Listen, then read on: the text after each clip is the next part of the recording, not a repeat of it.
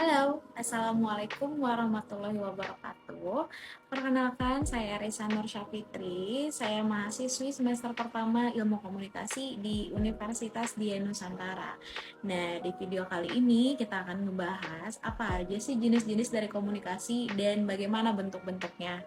Komunikasi itu terbagi menjadi dua, komunikasi verbal dan juga non-verbal. Nah, kita garis bawahi ya, untuk komunikasi verbal adalah segala proses komunikasi di mana ketika menyampaikan pesannya itu melalui lisan dan tulisan. Contohnya seperti ketika kita bertegur sapa dengan tetangga atau ketika kita mengirimkan pesan lewat sosial media misalnya.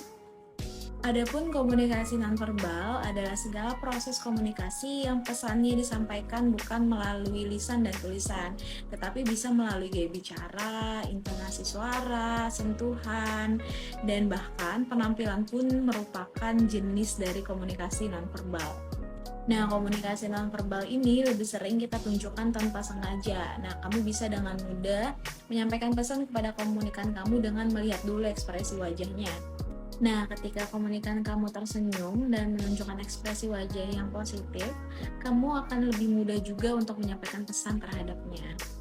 Sebaliknya, apabila komunikan kamu cemberut atau menunjukkan ekspresi wajah yang negatif, bisa jadi itu bukan saat yang tepat untuk kamu menyampaikan pesan.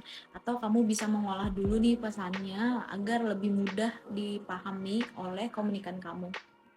Contoh lain dari komunikasi nonverbal selanjutnya adalah seperti di Indonesia nih. Ketika kita menganggukkan kepala, itu berarti iya atau setuju.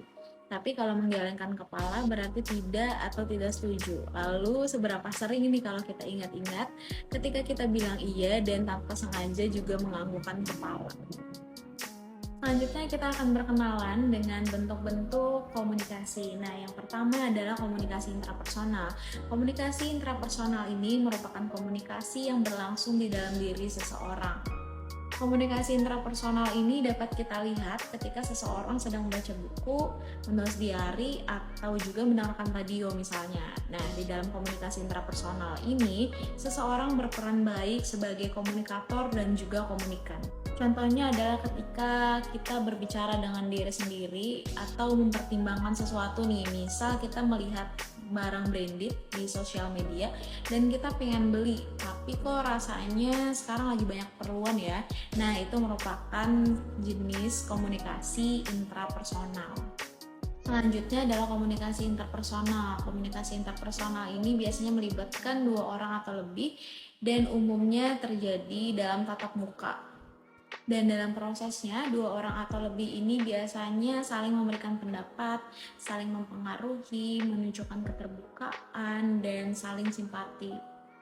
Dan apabila udah ada di level saling terbuka, maka muncullah rasa empati. Contohnya adalah ketika kamu bercerita dengan teman kamu bagaimana hari ini sangat melelahkan, kemudian teman kamu mendengarkan dan juga memberikan saran, atau mungkin dia mengambilkan segelas air untuk kamu minum agar kamu rileks, itu merupakan sebuah komunikasi interpersonal yang sudah melibatkan empati. Kita lanjut ke bentuk komunikasi yang ketiga, yaitu komunikasi kelompok. Nah, ini kuantitasnya lebih besar sedikit dari komunikasi interpersonal. Biasanya melibatkan 3 orang atau lebih. Selain itu, yang membedakan adalah adanya tujuan atau rencana yang sudah diketahui bersama, seperti diskusi untuk pemecahan masalah misalnya. Nah, individu yang terlibat dalam proses komunikasi ini biasanya mereka sudah mengenal satu sama lain dan memandang mereka sebagai anggota dari kelompok tersebut. Contohnya adalah komunikasi yang terjalin dalam keluarga. Ketika seluruh anggota keluarga berkumpul untuk membicarakan hari pernikahan kamu misalnya, itu adalah sebuah bentuk komunikasi kelompok. Lalu ada yang keempat yaitu komunikasi publik. Komunikasi publik di sini adalah sekelompok orang yang masing-masing memiliki tujuan yang sama, ketertarikan dengan isu yang sama, permasalahan yang sama juga. Dan medianya tidak hanya media massa, bisa juga seperti blog, situs jejaring sosial, atau apapun yang bisa menjangkau publik, itu bisa menjadi media dalam komunikasi publik.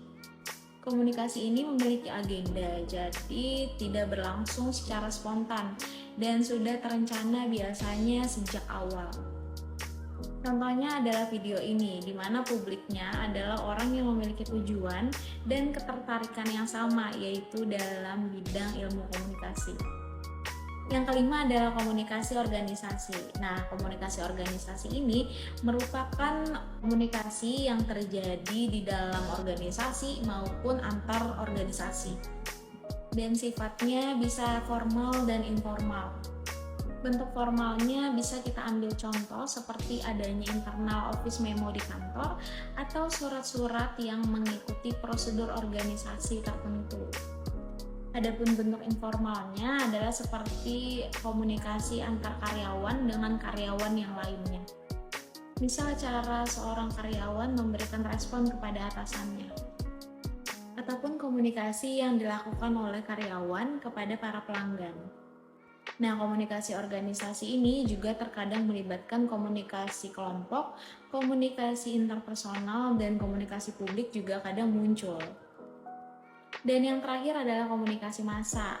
Simpel saja, komunikasi massa ini merupakan sebuah proses komunikasi yang dilakukan melalui media massa, baik itu cetak maupun elektronik. Ada 3 hal yang menjadi ciri khas komunikasi massa. Yang pertama adalah komunikannya heterogen, beraneka ragam, berlatar belakang yang berbeda, usia yang berbeda, serta status sosial juga yang berbeda. Contohnya adalah sebuah majalah yang bertulisan untuk anak-anak, tetapi tidak menutup kemungkinan juga untuk dibaca oleh orang dewasa. Dan yang kedua adalah bersifat satu arah. Jadi ketika kamu mendengarkan sebuah berita di media massa, lalu kamu tidak mengerti nih apa yang disampaikan, kamu tidak bisa bertanya atau berkomentar langsung. Jadi sifatnya satu arah. Dan yang ketiga terjadi secara bersamaan. Jadi ketika informasi itu dibagikan di media massa, maka akan diterima dengan waktu yang relatif sama.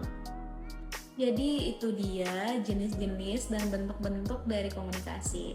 Jadi langsung ada efeknya nggak nih dari proses komunikasi ini? Mungkin dari bertambahnya pengetahuan kamu tentang jenis-jenis dari komunikasi dan kamu juga paham bagaimana bentuk-bentuk dari komunikasi itu sendiri.